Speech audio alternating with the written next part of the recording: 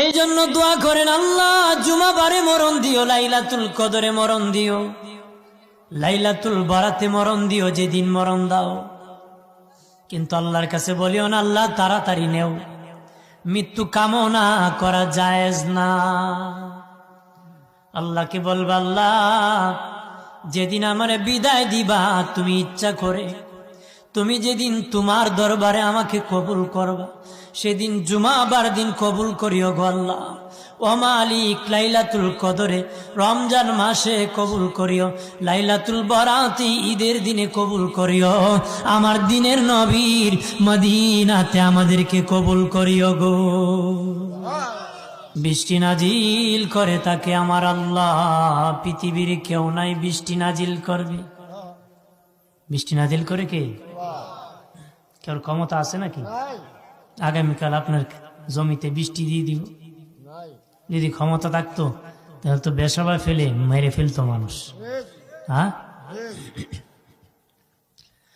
3 নম্বরের বাবাজি, মায়ের পেটে ছেলে হবে না মেয়ে হবে সেটা জানে আল্লাহ। 120 দিনের আগে জানা যাবে না, 7 মাসের আগে কেউ বলেছেন জানা যাবে না রে। এই কথা কেন কইলাম? অনেকে কইব ছেলে না মেয়ে তো আগে দেখে ফেল, কিন্তু 120 দিন অথবা 7 মাসের আগে ছেলে না মেয়ে বলতে পারবে না। কিন্তু এটা সিমটম দেখে বলে, প্রথম মাসে বলতে পারবে ছেলে হবে না মেয়ে হবে। বলেন বলতে পারবে? প্রাণের বাবাজি, চতুর্থ আগামী দিনের খবর জানে আল্লাহ, আর কেউ জানে না। তখন কি হবে, 1 মিনিট পরে কি হবে, ফজরের সময় কি হবে, সকালবেলা কি হবে, সেটাও জানে আমার আল্লাহ। 5 নম্বর, কার কখন মরণ হবে, কোন সময় হবে, কোন দিন হবে, কি অবস্থায় হবে গো।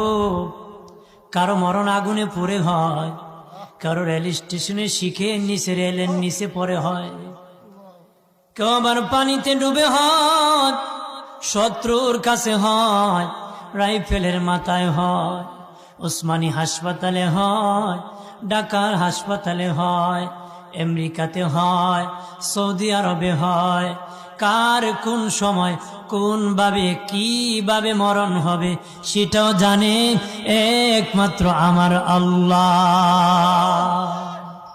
এই খবর কেউ জানে না, খবর কেউ কি বিদেশে যারা